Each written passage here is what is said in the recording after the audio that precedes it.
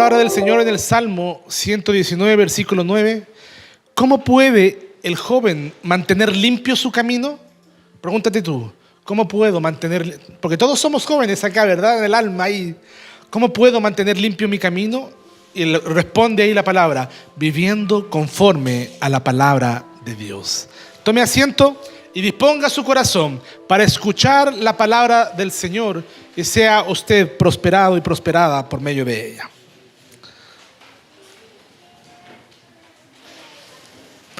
Hay un saludo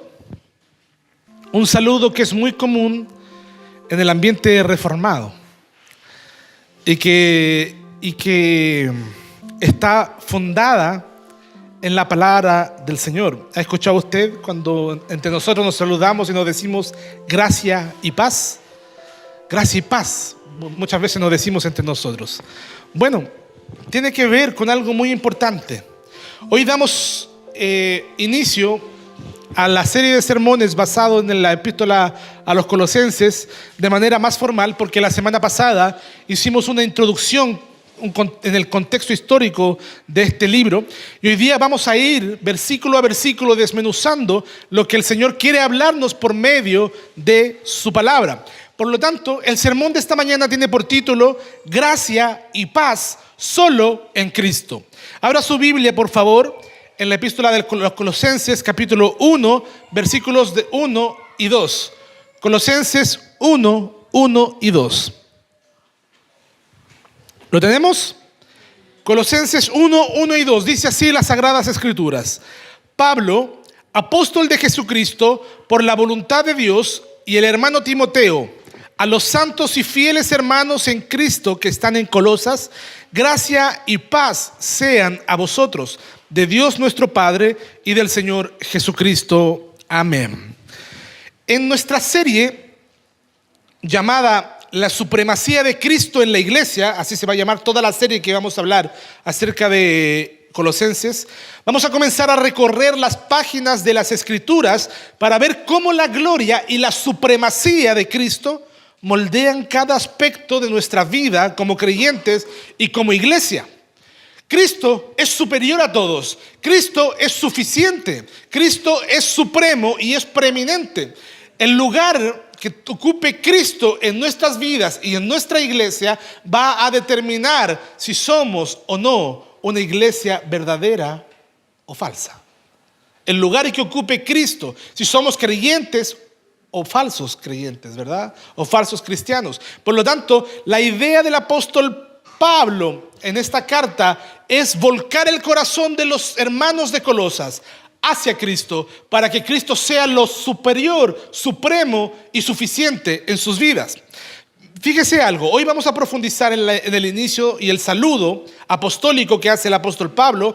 Aunque son palabras breves, aunque son solamente 2 versículos, está cargado de un profundo significado y una aplicación práctica para nuestra vida e iglesia. Hermanos, el apóstol Pablo, cuando le escribe esta carta a la iglesia de Colosas, lo hace con un propósito claro, que lo definimos la semana pasada: exaltar a Cristo y recordar a los creyentes la centralidad y suficiencia de Cristo en un mundo que nos sigue ofreciendo y que ofrecía innumerables distracciones y falsas promesas, tal como sucede hoy en día.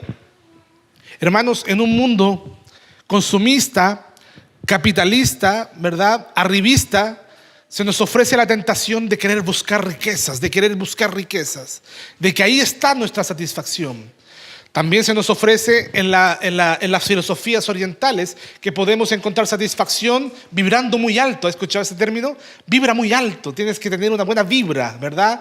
O tienes que buscar en la voz interior, escuchar la voz de tu corazón. Se nos ofrece un montón de placebos que nos dicen que eso va a saciar y va a tener, vamos a encontrar la satisfacción en esas cosas. Pero como lo he dicho, son solamente placebos.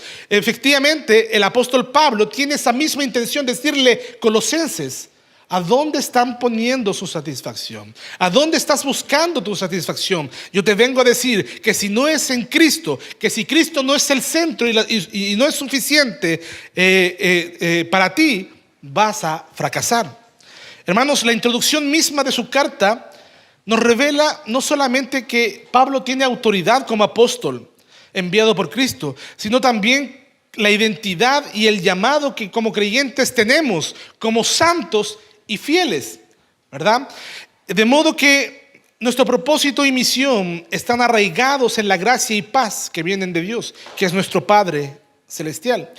Y este saludo apostólico que hace el apóstol Pablo como inicio de una carta, imagínese usted una carta escrita en papel, bueno, en ese caso eran papiros de pieles, ¿verdad? Escritas. El inicio de la carta decía mucho acerca de todo lo que iba a desarrollar a lo largo de esa carta. Y este saludo no es solamente una formalidad, no es solamente un saludo buena onda, ¿verdad? Sino que es una declaración de principios espirituales que van a reforzar la verdad de cada aspecto de la iglesia, desde su liderazgo hasta la vida diaria de sus miembros. Por lo tanto, todo debe estar sometido a la autoridad y la gracia de Cristo. Y a medida que examinemos este pasaje, vamos a ser animados a reflexionar sobre nuestra propia identidad en Cristo. ¿Quién soy en Cristo? Y solo en Cristo, solo en Cristo. Es una de las 5 solas, ¿verdad? Solus Christus. Es nuestra fuente, hermanos. Solo Cristo es nuestra fuente de autoridad, paz y propósito. Y solo en Él vamos a encontrar el modelo perfecto de lo que significa vivir como iglesia, ser iglesia y vivir para su gloria. Vamos primeramente a analizar la primera parte del versículo 1 que dice: Pablo, apóstol de Jesucristo. Veamos ahora el apóstol y su autoridad.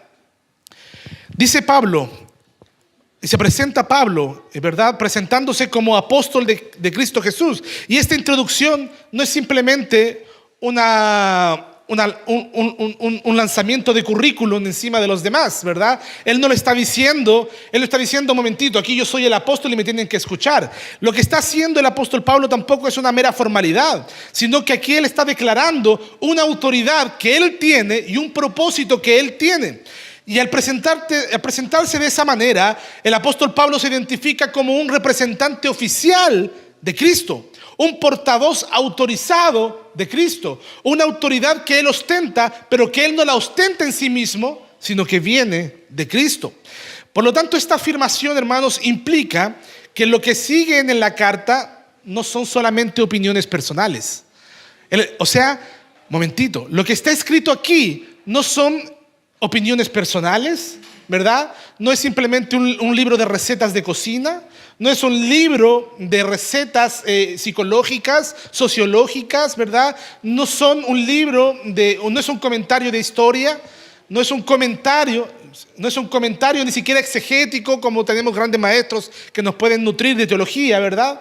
No, lo que está escrito aquí es palabra inspirada de Dios.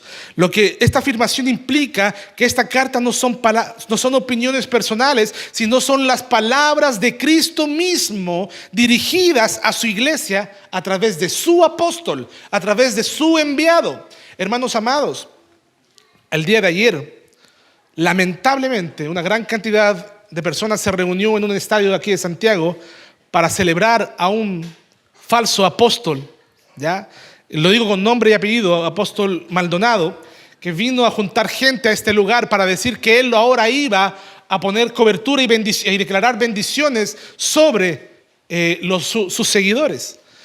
No hay nada más garrafal, hermanos amados, en ese concepto, porque, amados hermanos, la palabra de Dios está completa. No hay nuevas revelaciones, no hay mayores bendiciones que las que ya Dios ha otorgado en su palabra y por medio de sus apóstoles. Por eso el apóstol Pablo, al ser escogido por Dios, tiene la autoridad de decir: yo soy apóstol y enviado por Dios. Fíjese una cosa, Pablo deja en claro que su apostolado no es algo que él mismo eligió, como ese pseudo apóstol que vino el día de ayer, sino que él recibió directamente de Cristo su apostolado. Todos los apóstoles son llamados directamente por Cristo y no autodenominándose ni a través de ningún hombre, sino directamente de Cristo. Por lo tanto, no existe tal cosa como los apóstoles modernos. Mire lo que dice el libro de Hechos, capítulo 9, versículos del 5 al 16.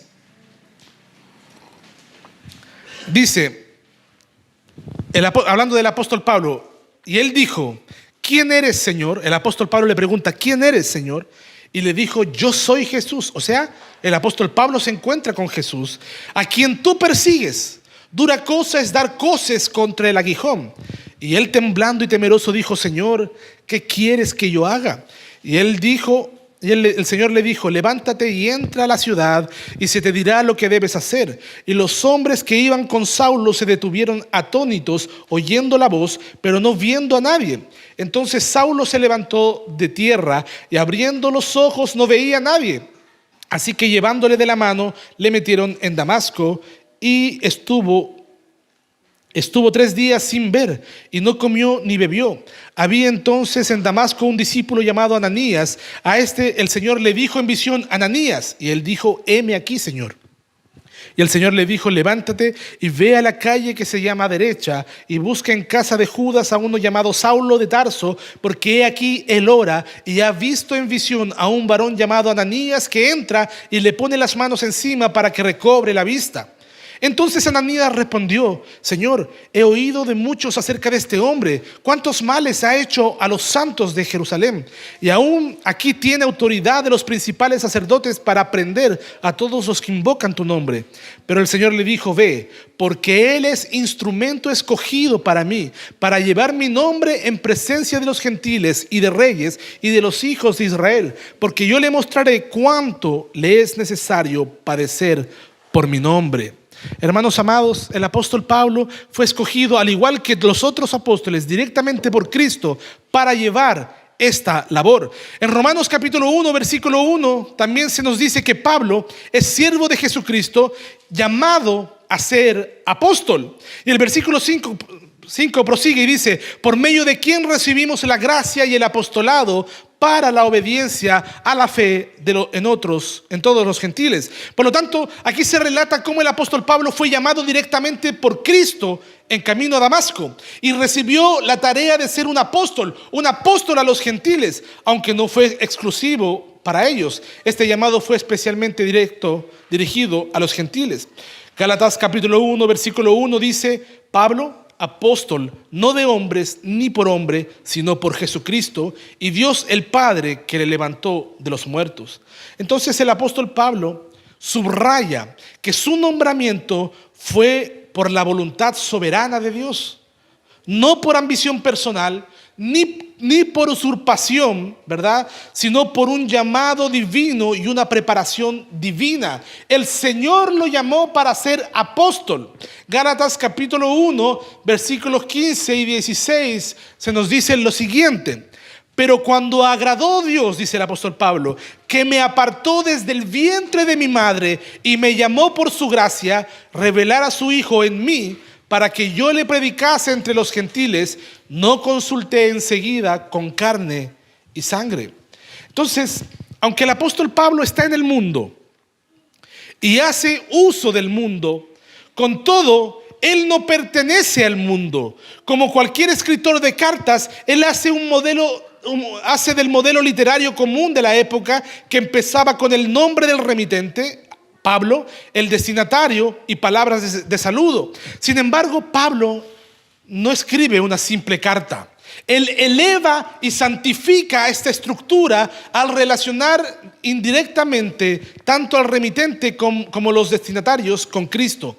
En otras palabras, esta carta que yo estoy escribiendo es entre personas que están en Cristo, entre personas santas. El apóstol se denomina un apóstol de Jesucristo. Y después dice a los hermanos en Cristo. Entonces habla constantemente de Cristo, ¿verdad? Y al hablar de la obra de Cristo, también habla de la gracia y paz en su saludo inicial. De modo que esta carta se trata de una carta sagrada.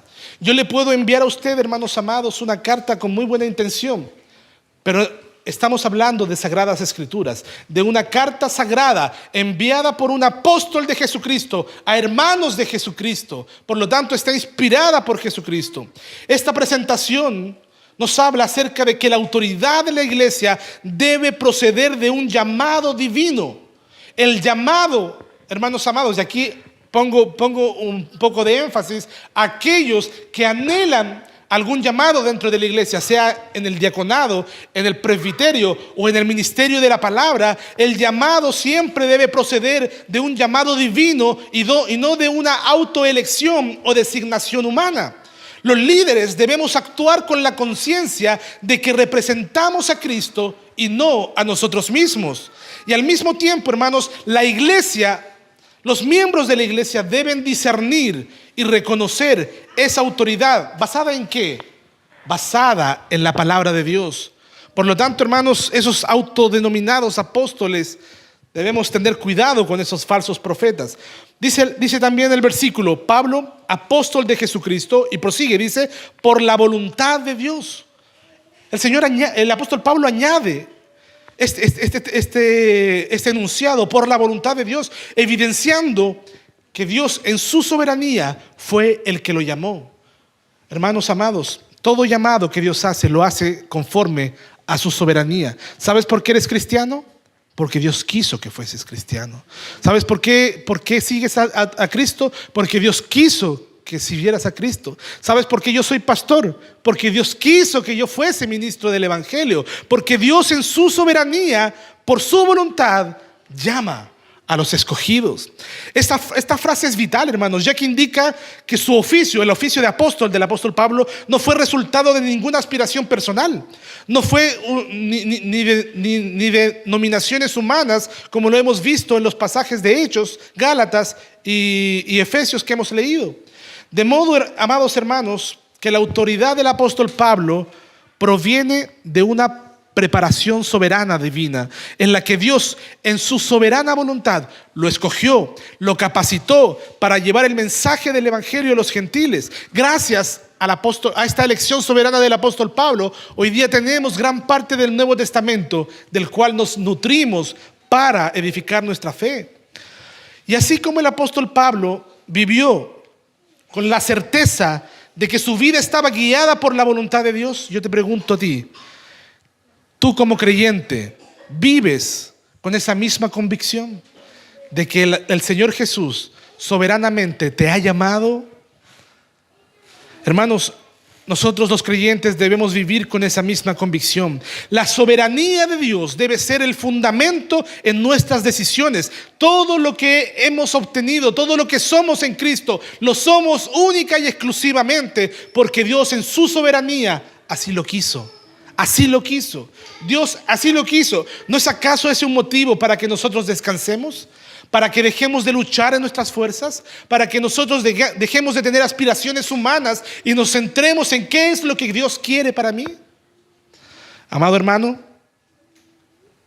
Dios debe ser el fundamento de nuestras decisiones y nuestro servicio. ¿Estamos buscando activamente la voluntad de Dios?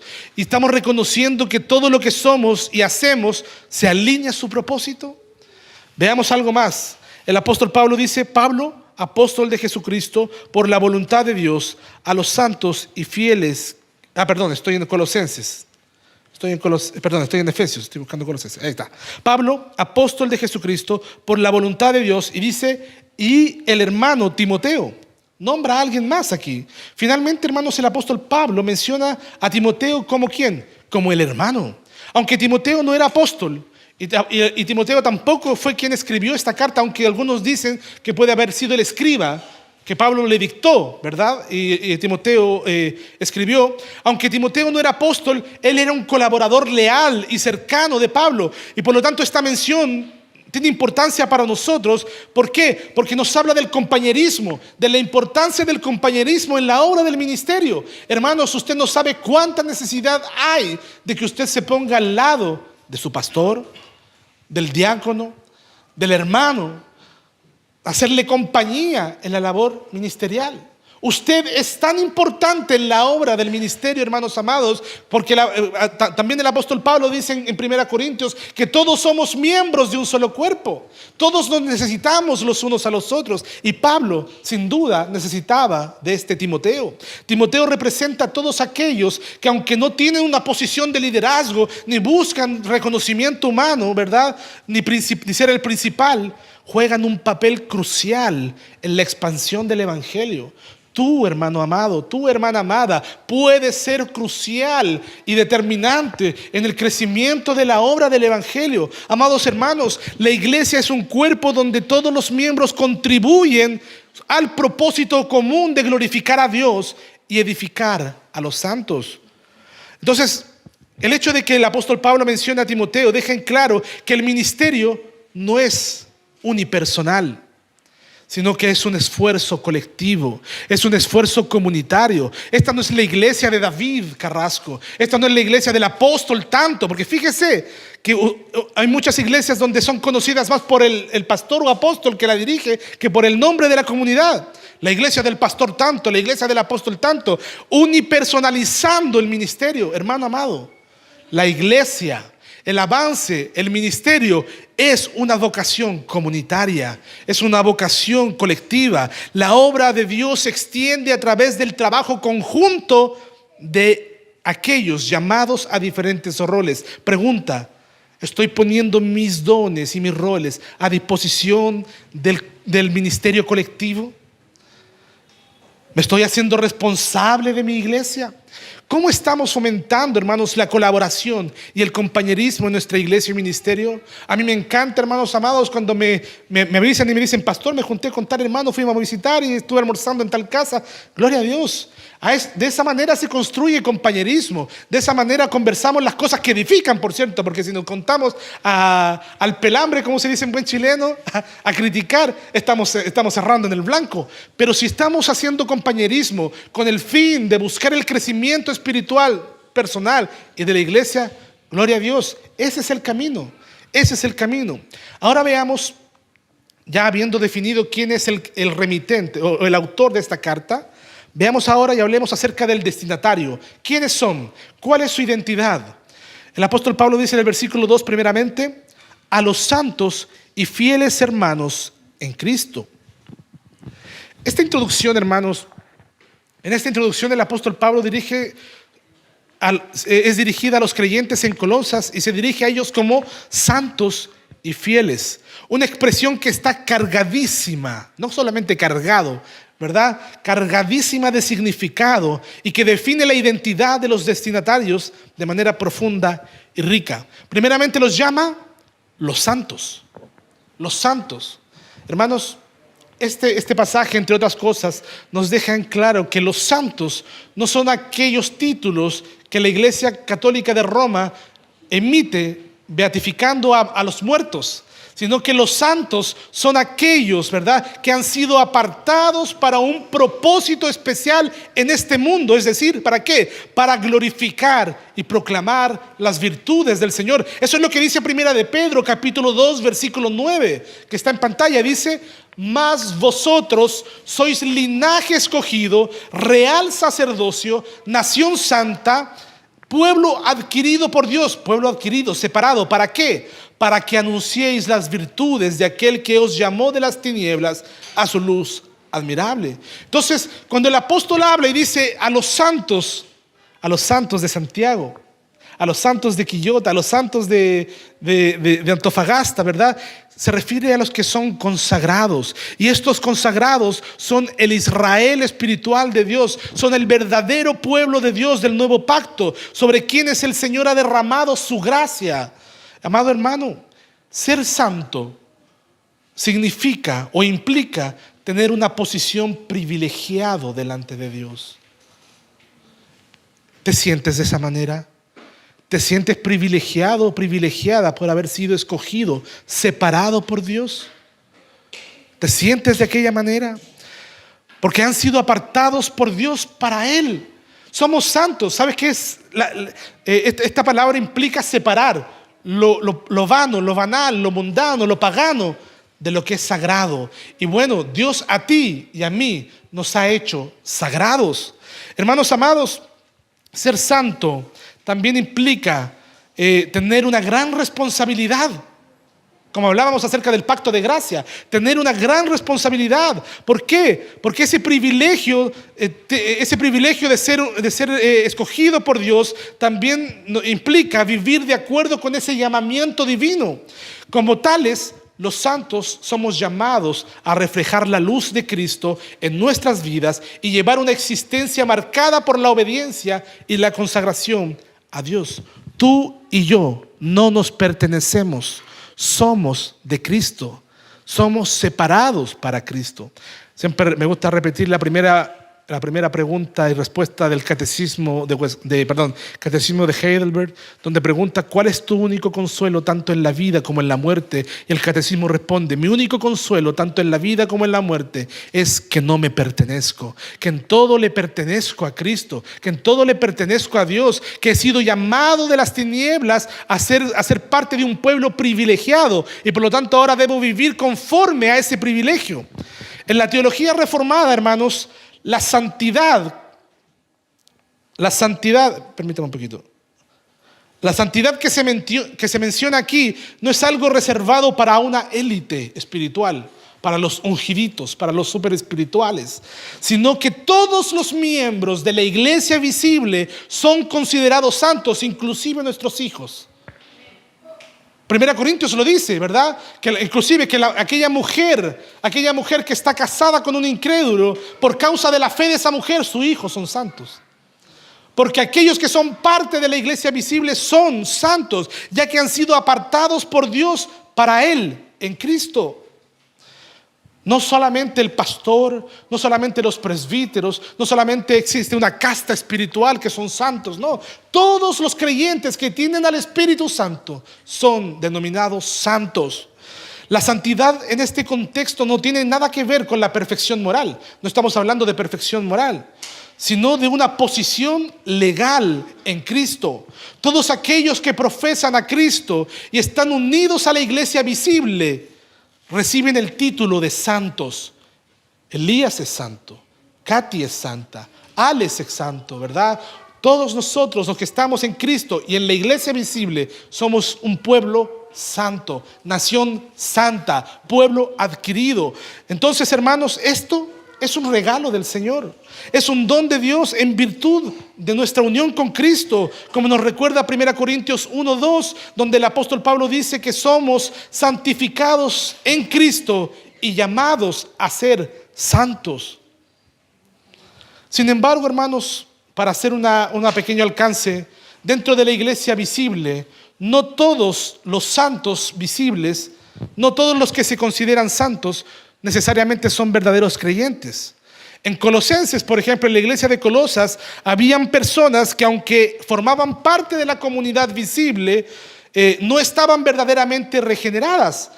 Por ejemplo, los falsos maestros que distorsionaban el evangelio. A pesar de no tener una fe genuina en Cristo, ellos disfrutaban de los beneficios del pacto de gracia. Ellos disfrutaban de los beneficios de la comunidad del pacto.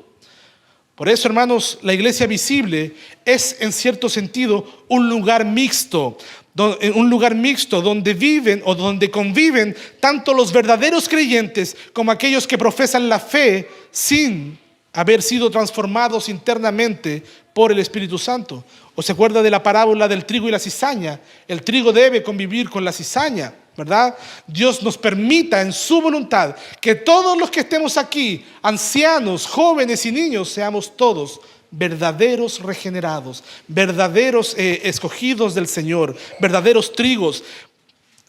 Aunque la santidad, hermanos, no es lo mismo que la regeneración, los que están en la iglesia visible, incluidos los que no son regenerados necesariamente, ellos disfrutan de los beneficios del pacto de gracia, hermanos. Aquí hay muchos beneficios. Estar sentado en este asiento, hermano, no puede ser una carga para ti. Tienes que saber disfrutar los beneficios que estás teniendo al estar expuesto a la comunidad de la gracia, a la palabra del pacto, al Dios de la gracia. Nuestros hijos, por lo tanto, también son parte de aquel beneficio. Hermanos amados, estos beneficios incluyen el acceso a los medios de gracia, la predicación de la palabra, los sacramentos, la comunidad, el amor fraternal que existe en este lugar. Sin embargo, esto no garantiza que todos los que están dentro de la iglesia visible sean salvos o que todos sean verdaderamente santos en su corazón. Pregunta de examen: ¿estoy convencido de que he sido redimido por el Señor? ¿De que soy de Cristo? Este recordatorio, hermanos, nos debe llevar a examinar nuestra fe y nuestra relación con Cristo, porque se puede ser parte de la comunidad del pacto, se puede disfrutar de los beneficios del pacto de gracia y no necesariamente ser un cristiano verdadero en el corazón. Hermanos, debemos también enseñarle a nuestros hijos que aunque hayan sido bautizados, el hecho de ser parte de la iglesia visible es un privilegio, pero también una responsabilidad. No podemos descansar en nuestra membresía externa o en los beneficios del pacto de gracia sin asegurarnos de que realmente hemos sido regenerados por el Espíritu Santo y que nuestra fe es una fe genuina. La verdadera santidad no es solamente una cuestión de pertenecer a una comunidad, sino estar en Cristo de manera personal y transformadora. Quiero decir dos cosas para aclarar este punto. Ser un verdadero cristiano es ser mucho más que ser parte de una iglesia. Pero ser un verdadero cristiano también implica ser parte de la iglesia. ¿Se entiende? No hay salvación fuera de la iglesia, hermanos, no nos confundamos. Los cristianos están en la iglesia, pero no necesariamente todos los que están en la iglesia son verdaderamente santos o salvos. Fíjese lo que dice también la palabra. Dice a los santos y fieles. Aquí usa otro término el apóstol Pablo. Fieles hermanos. Y esta frase comunica una idea unificadora, ya que los santos que son apartados por Dios deben también ser fieles en su compromiso y devoción a Cristo. ¿Eres fiel en tu compromiso y devoción a Cristo? En el texto griego, la ausencia del artículo definido antes de fieles, lo que nos sugiere es que esos dos términos están estrechamente relacionados, refiriéndose a la misma comunidad de creyentes, o sea, los que son santos, consecuentemente también son fieles. La fidelidad es un sello distintivo de aquellos que están verdaderamente en Cristo, destacando su lealtad y perseverancia frente a las pruebas y desafíos de la vida. Yo te hago una pregunta. ¿Has sido fiel con el Señor? ¿Has permanecido fiel al Señor? Yo sé que todos nosotros tenemos algún grado de infidelidad. Todos nosotros hemos fracasado de muchas y diversas maneras. Pero yo te pregunto ahora, ¿está tu deseo de seguir permaneciendo fiel al Señor? O cuando viene la crisis, cuando viene la prueba, lo único que quieres es salir huyendo de la comunidad, salir huyendo de Cristo. Amado hermano, hoy como iglesia tenemos que reflexionar mucho si estamos viviendo como santos y fieles en Jesucristo, consagrados para proclamar las virtudes de Dios en medio de un mundo que necesita ver esa luz. Y continúa el apóstol Pablo y dice a los santos y fieles hermanos en Cristo. Hay una unión con Cristo. ¿Qué es lo que te une? ¿Qué es lo que te hace venir acá? Somos muy buena onda. Hay mucha buena vibra, somos muy especiales, somos lindas personas. Si eso es lo que te trae aquí, estás desenfocado completamente. Porque lo que nos tiene que tener aquí en este lugar es nuestra unión con Cristo. Lo que nos une es Cristo. Es Cristo. No una nacionalidad, no una edad etaria, ¿verdad? No ciertos hobbies que nos gustan tener en común. Es Cristo, hermanos. Vean una cosa. La frase en Cristo es fundamental para entender la fuente de nuestra identidad. No se trata solamente de que estamos afiliados a una entidad religiosa o a una etiqueta. Ay, soy reformado, ¿verdad? Soy reformado, soy bacán, me dejo barba y me creo intelectual de las doctrinas del Evangelio, ¿verdad? No, hermanos. La unión mística del discípulo con Cristo es la razón por la cual los creyentes somos considerados santos y fieles. Es Cristo, es en virtud de esta unión con Cristo que la vida, la justicia, la muerte y la resurrección de Cristo se convierten en la realidad del creyente. El apóstol Pablo dijo: con Cristo estoy juntamente crucificado y ya no vivo yo, Cristo vive en mí. Y añade, dice: estamos con Él sentados en lugares celestiales. Yo estoy unido a Cristo antes que inclusive mi esposa. Estoy unido a Cristo antes que usted. Y nuestra unión en Cristo es lo que nos hace que estemos unidos, hermanos. Hermanos, yo morí cuando Cristo murió. Yo resucité cuando Cristo resucitó. Yo ascendí a los cielos juntamente con Cristo. Estoy unido a Él. Estoy en Él. A eso se le llama en teología la unión mística del creyente. Y eso es lo que nos hace a nosotros ser hermanos. No es simplemente que nos unimos porque nos caemos bien entre nosotros. Estamos conscientes, hermanos, de que nuestra realidad y nuestra fidelidad se deriva de que estamos unidos a Cristo. Esta unión, hermano, lo que nos hace es llamarnos a una santidad y consagración total a Cristo. Estamos viviendo con esa mente, permitiendo que transforme nuestro pensamiento, nuestras relaciones y nuestras decisiones. ¿Sabes qué? Una manera de guardar y de sabernos santos es guardar el día del Señor con integridad. Porque el Señor ha llamado a sus hijos a separar este día especial para Él. A veces tenemos la costumbre de deleitar en nuestros placeres durante la tarde, durante el día, de abocarnos solamente a nuestros placeres. Pero el Señor quiere que tú te dediques este día para Él, porque has sido llamado a ser santo y fiel en Cristo. Y dice ahí a los santos y fieles hermanos en Cristo que están ¿a dónde? En Colosas, dice el versículo 2, parte A. Y aunque los colosenses son de Cristo, son ciudadanos también de Colosas. Y aunque nosotros somos de Cristo, también somos chilenos, también somos santiaguinos en este caso. Y esto es muy interesante, ¿sabe por qué? Porque existe un doble aspecto en la vida cristiana. Vivimos en el mundo, pero no somos del mundo. Nuestra identidad celestial coexiste con nuestras responsabilidades y desafíos en esta tierra. Fíjese que esa mención, cuando habla de los colosenses, a los hermanos de Colosas, lo que destaca es que esta carta estaba dirigida principalmente a esa congregación, a la congregación de Colosas, como alguien podría decirnos a la congregación de Santiago, ¿verdad? Pero también se extendía a otras iglesias, como la iglesia de la Odisea. El apóstol Pablo en el capítulo 4, versículo 16, les dice que esa carta ojalá pase después a la iglesia que está cercana para que sea leída. Y por implicación, a todas las congregaciones a lo largo de la tierra, como es nuestro caso, que estamos leyendo una carta que estaba dirigida a otras personas. De modo que aunque los creyentes estamos dispersos por el mundo, nuestra identidad en Cristo es universal y compartida. A esto se le llama la catolicidad de la iglesia. La iglesia, hermanos amados, de Cristo, por naturaleza es católica, porque la iglesia es universal. Por eso no existe una ambigüedad, no debe existir en nosotros confusión cuando hablamos de que nosotros somos la iglesia católica. Somos parte de esa iglesia universal. Ahora que otros le pongan un apellido y se llamen iglesia católica romana, es otro problema. Es otro problema. Nosotros somos la santa apostólica iglesia católica reformada, si usted quiere. Somos parte de esa universalidad de la iglesia. Ahora bien, para ir terminando, vivir nuestra fe en este contexto secular y hostil es un desafío. ¿Qué haces cuando vas al colegio, a la universidad, a tu trabajo? ¿Cómo te comportas? ¿Cómo vives tu fe en ese contexto tan hostil que a veces puede ser? Hermanos, al igual que los colosenses, debemos recordar que aunque residimos en esta ciudad, que es terrenal, que es mundana, nuestra verdadera ciudadanía, identidad está en los cielos, en Cristo. ¿Cómo influye nuestra identidad en Cristo en la manera en que enfrentas los retos y responsabilidades en este mundo? ¿Cómo te comportas cuando tienes que ser el líder en tu trabajo, el líder en tu colegio, el líder en tu o cómo te comportas como un subalterno?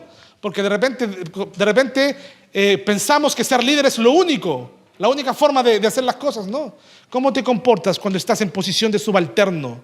¿Cómo influye tu identidad? Todos los jefes son una porquería, ¿o no? Somos obedientes solamente en el contexto eclesial y somos absolutamente rebeldes en el trabajo. ¿Cómo nos comportamos? Hermanos, vivir nuestra fe tiene desafíos. Y aunque el apóstol Pablo escribe desde una realidad terrenal, él lo hace desde una perspectiva celestial. Utiliza el formato de las cartas comunes, pero transforma y santifica ese modelo para relacionarlo inmediatamente tanto al remitente como a los destinatarios con Cristo. Y al mencionar que él es un apóstol de Cristo y dirigirse a los hermanos en Cristo, Pablo está colocando a Cristo en el centro de la comunicación. Incluso un saludo de gracia y paz es una expresión de la obra redentora en Cristo desde el principio mismo de la carta. Hay algo en lo que tenemos que trabajar, hermanos. Si nosotros hablamos de Cristo, solamente dentro de las 4 paredes de la iglesia, tenemos un problema. Si nosotros nos vamos a comer un almuerzo después de la iglesia con otros hermanos y Cristo desaparece de nuestra conversación, tenemos que hacer un doble clic. Tenemos que ver porque ¿qué es lo que nos une, hermanos? ¿Qué es lo que realmente nos une? ¿La sangre? ¿Es porque somos parientes? No, nos une Cristo. Vamos al último punto. La parte B del versículo 2, la bendición apostólica y su centralidad en Cristo Jesús. Dice, a los santos y fieles hermanos en Cristo que están en Colosas, dice, gracia y paz sea a vosotros de Dios nuestro Padre y del Señor Jesucristo. Pablo comienza su saludo con esta declaración, gracia y paz. La gracia de Dios no es simplemente un saludo cortés, sino que es el favor inmerecido de Dios que nos salva y nos sostiene en nuestra vida cristiana. Por lo tanto, es importante entender que la gracia solo nos llega a través de Cristo. Solo Cristo es el que nos da la gracia. Mire lo que dice Efesios capítulo 2 versículos 8 y 9. Dice ahí el apóstol Pablo, porque por gracia sois salvos por medio de la fe, y esto no de vosotros, pues es don de Dios, no por obras, para que nadie se gloríe. Lo más importante de la vida, del mundo mundial, como decía nuestro hermano Pablo, la salvación es un regalo inmerecido de Dios. Y solo es posible gracias a la obra de Cristo. Y esta gracia nos debe llamar a vivir de acuerdo a la voluntad de Dios, no por nuestros propios méritos, sino por lo que Cristo ha hecho por nosotros. Mire lo que dice además Tito capítulo 2 versículo 11, también está en pantalla. Dice, la gracia de Dios se ha manifestado, ¿para qué? Para salvación a todos los hombres. Y la gracia de Dios, hermanos, se hizo visible y accesible solamente en Cristo. No hay salvación fuera de Cristo. Si no le perteneces a Cristo, no eres salvo. Si le perteneces a Cristo, tienes tu vida garantizada, hermano. Hermanos, Cristo vino a traer salvación. Y esta gracia no solamente nos salva, sino que también nos transforma y nos capacita para vivir como el pueblo de Dios. Ahora bien, la paz que menciona el apóstol Pablo, no es que dice gracia y paz, va más allá de una simple calma emocional. No se trata de tomarse una armonía y decir, ya ahora tengo paz, sino que es la paz con Dios, que se alcanza únicamente también ¿en quién? En Cristo. Como dice Romanos 5:1, justificados pues por la fe, tenemos paz. ¿Para quién? Para con Dios, por medio de nuestro Señor Jesucristo. De repente en este mundo vamos a tener aflicciones. De repente en este mundo vamos a sufrir. Pero la paz más importante, esa que sobrepasa todo entendimiento, es esa paz que tenemos para con Dios. La paz que Pablo ofrece es el resultado de nuestra reconciliación con Dios. Imagínate que el hombre más poderoso de este país, el presidente de la República, te odie, te aborrezca, busque tu mal. Estaríamos temerosos porque él tiene todo el poder estatal, ¿cierto? Todo el poder del Estado para perseguirnos, para castigarnos, para desterrarnos, quién sabe. Hermanos, imagínate no tener paz con el ser supremo y soberano del universo, no tener paz con Dios que ostenta todo el poder del cósmico, ¿verdad? Todo el poder del cosmos. Si alguien está en animadversión con Dios, no tiene ni una posibilidad de salir con ventaja. No tiene ni una posibilidad de tener bien sobre sí mismo. Si alguien está en obstinación con Dios, es peor que estar en obstinación contra el presidente de la República, porque Dios es el que ha creado todas las cosas. Por lo tanto, tener paz con Dios es el beneficio supremo que Cristo nos puede ofrecer. Tener paz con el que ostenta todo el poder, toda la gloria.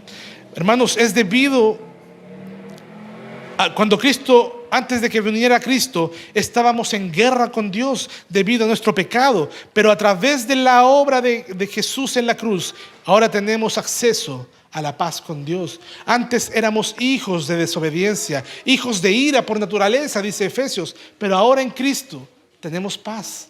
Tenemos paz. Tenemos paz, hermano. En Colosenses capítulo 1, versículo 20, lo explica más profundamente el apóstol Pablo y dice, por medio de Él, hablando de Cristo, reconcilió consigo todas las cosas, así las que están en la tierra como las que están en los cielos, haciendo la paz mediante la sangre de su cruz. La paz que tenemos con Dios es posible únicamente a la sangre derramada por Cristo en la cruz. Él restauró nuestra relación con el Padre, y esa paz es completa y duradera y nos permite vivir en armonía con Dios y con los demás. ¿Y esa paz para con quién es? Con el Padre. Eso es lo que dice, ¿verdad?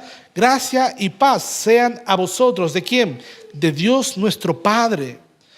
Además, el apóstol Pablo aquí en esta introducción nos recuerda que la gracia y la paz que recibimos no provienen del pastor, no provienen de ti mismo, no provienen del yoga que puedas practicar, ojalá no lo hagas, por cierto, ¿verdad?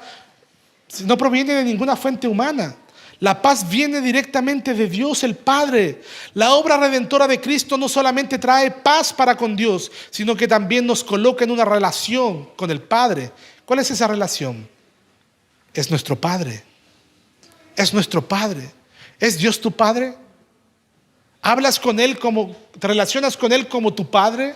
Mire lo que dice Juan capítulo 14, versículo 6. El Señor Jesús dijo: yo soy el camino, la verdad y la vida, y nadie viene al Padre sino por mí. Es solamente a través de Cristo que podemos llamar a Dios Padre nuestro. Él es el único mediador entre Dios y los hombres, y es a través de su sacrificio en la cruz que podemos acercarnos con confianza y seguridad, o sea, con paz. Romanos 8:15 profundiza el apóstol Pablo y dice: porque no habéis recibido un espíritu de esclavitud para volver otra vez al temor, sino que habéis recibido el espíritu de adopción, por el cual clamamos: Abba, Padre.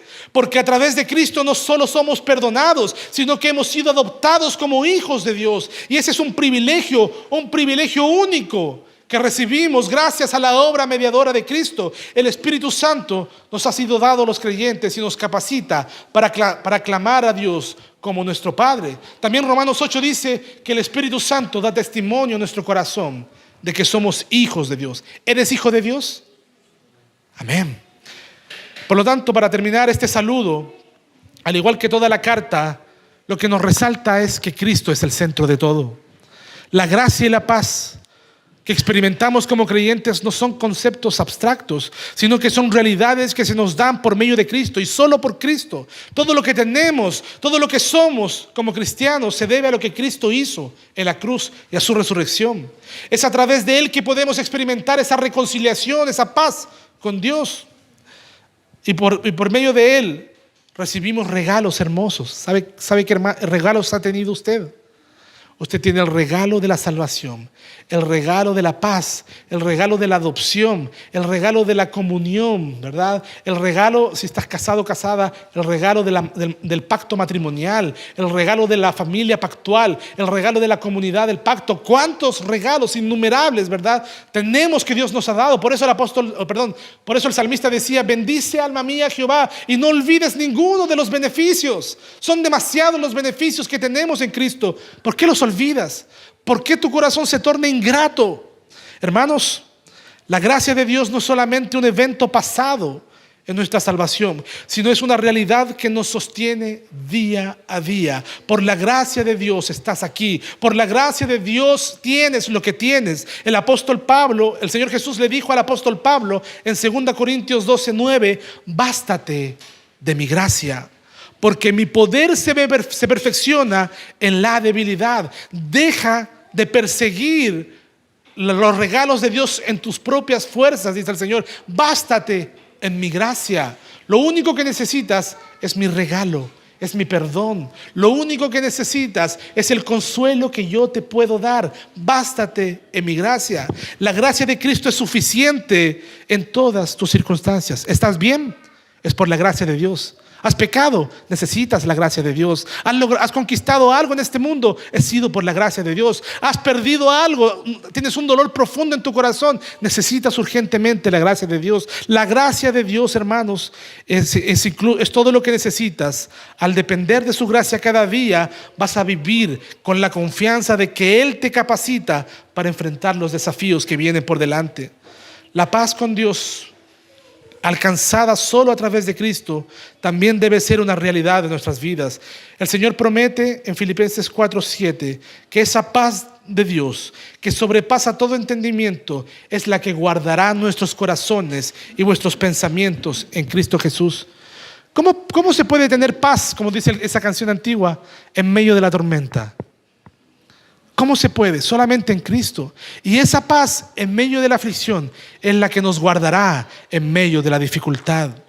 Como hijos de Dios, debemos vivir conscientes de que nuestra relación con Él es una relación de gracia y de paz. Es una relación de amor y de dependencia.